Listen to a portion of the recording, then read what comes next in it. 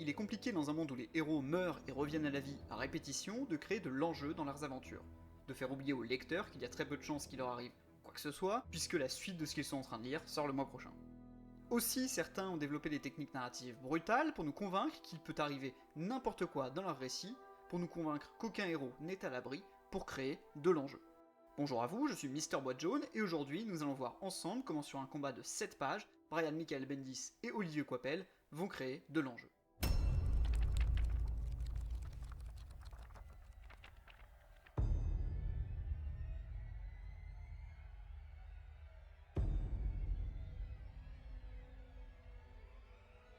Pour commencer, un peu de mise en contexte. Nous sommes en 2010 quand commence le gros event. Siège, écrit par Bendis et dessiné par Coipel.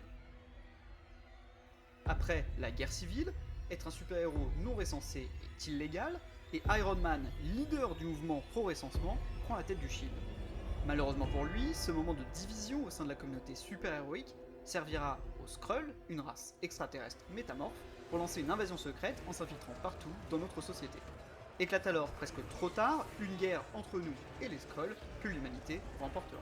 Mais les États-Unis en veulent à Stark d'avoir été incapable de voir cette invasion venir et place alors à la tête de la défense nationale ce bon vieux Norman Osborn, l'ancien bouffon vert. Sous le nom de code Iron Patriot, Osborn démantèle le Shield et crée le Hammer pour le remplacer. Sous l'influence de Loki et de la voix de son alter ego à la peau verdâtre, Norman Osborn va peu à peu sombrer dans la paranoïa et se persuader que l'existence d'Asgard qui flotte au-dessus de l'Oklahoma et la présence de ses habitants sur le sol américain est une menace et une aberration, car Dieu n'est pas censé vivre parmi les hommes, les immortels ne sont pas censés vivre parmi les mortels. Il décide alors de lancer une machination pour que l'opinion publique se mette également à penser qu'Asgard est une menace, et pouvoir ainsi légitimer une attaque massive du Hammer sur les Asgardiens pour pouvoir mener un siège sur Asgard.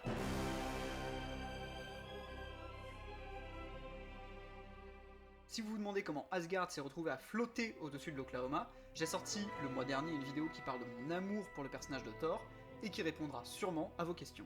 J'y parle également d'une humiliation qu'a infligée Thor à Norman Osborn, et j'aime à croire que cette humiliation est l'une des raisons officieuses qui ont poussé Norman à attaquer la cité du dieu du tonnerre, pour se venger et asseoir son pouvoir. Quand Norman lance son assaut sur Asgard, il est accompagné par sa propre équipe d'Avengers presque entièrement composée d'anciens criminels dans des costumes de héros. Je dis presque entièrement car il compte aussi dans son équipe deux anciens poids lourds des Vengeurs de Stark, soit Ares, le dieu de la guerre, fils de Zeus et montagne de muscles sur pattes. Non mais sérieusement, regardez-moi ça. Dieu qu'Osborn a manipulé pour lui faire croire qu'il était nécessaire qu'il mette au point un plan pour faire tomber le pays des As. Et Sentrai, héros au pouvoir quasi divin et à la santé mentale des plus fragiles, surtout depuis qu'il est récemment mort à répétition, qu'il a perdu sa femme, et que Norman Osborn s'est amusé à le manipuler mentalement, accentuant son dédoublement de personnalité et libérant son alter ego, Void.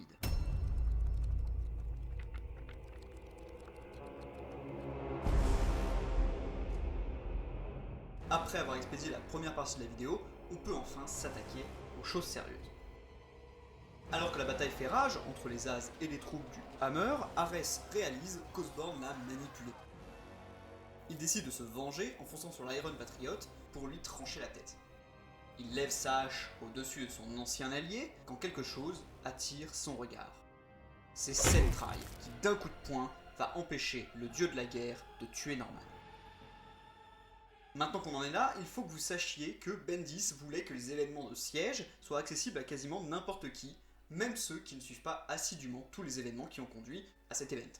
Et même si je trouve que c'est pas mal raté ici, parce que je vois pas comment qui que ce soit qui ne lisait pas du Marvel à l'époque peut être intéressé par un récit qui est la conclusion d'un long arc narratif, ou ne pas être perdu devant une pléthore de personnages assez obscurs de la Maison des Idées, je dois avouer que le combat qui va suivre le coup de poing de Sentrai est un parfait exemple d'accessibilité et de moments clés qui créent de l'enjeu. Voyez-vous, jusqu'ici dans Siège, Sentrai nous a été présenté comme un super-héros encapé des plus puissants, capable de mettre Thor à terre et volant poings en avant et cap au vent. Cette posture n'est évidemment pas sans rappeler Superman, et pour moi c'est volontaire. Bendis et Coipel se servent de l'imagerie liée à Superman pour que même ceux qui ne connaissent pas Sentrai puissent comprendre combien il est puissant. Qu'il est, à l'image de Superman et surtout à l'image de son adversaire dans les 7 pages qui vont suivre, un dieu marchand ou plutôt volant parmi des mortels. Arès, quant à lui, nous a été décrit par Osborne comme un stratège nécessaire pour prendre d'assaut Asgard. Mais il nous a également montré comme n'étant pas assez malin pour voir la perfidie d'Osborne, pour comprendre qu'on le manipule jusqu'à ce qu'on lui ouvre les yeux.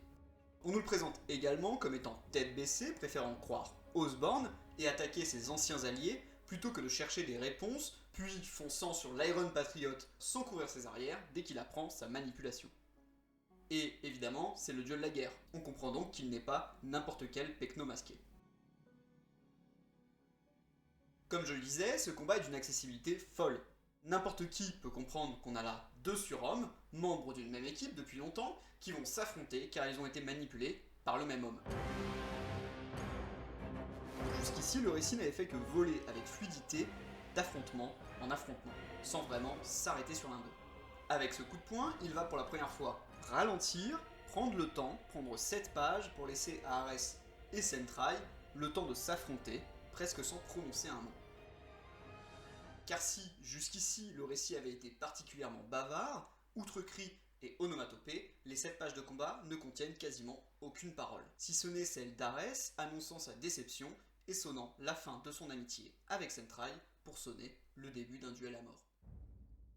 Pendant les premières cases de leur duel, il n'y a plus que deux.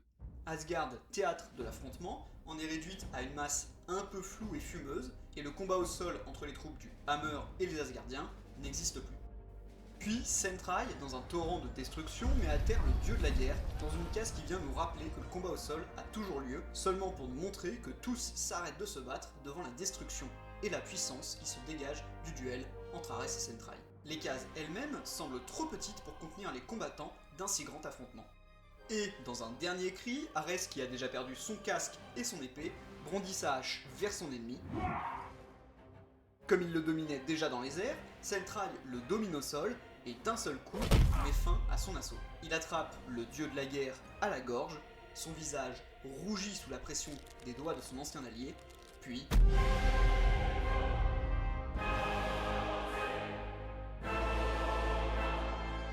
Le fils de Zeus est mort, et les tentacules noirs qui s'échappent de l'entaille laissée par la hache d'Arès nous font comprendre que ce n'est pas Sentrai qui vient de tuer le dieu de la guerre, c'est Void.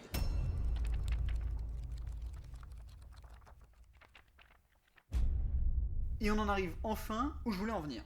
Avec ce duel et cette mise à mort, Bendis et Coipel nous font comprendre que le véritable antagoniste de cette histoire ne sera pas Norman Osborn, lui n'est que le responsable de ces événements, le véritable antagoniste sera Void. Ce combat était une démonstration de force pour nous faire comprendre qu'il est surpuissant, et c'était également une manière de créer de l'enjeu. Car si Void a pu tuer le dieu de la guerre en personne, qui d'autre sera le prochain? Et comment qui que ce soit peut-il l'arrêter? Et voilà, normalement à partir d'ici, vous êtes entré dans le récit, prêt à vous inquiéter à nouveau pour le sort de vos héros préférés, car vous ne savez pas comment ils vont bien pouvoir le battre, et eux non plus.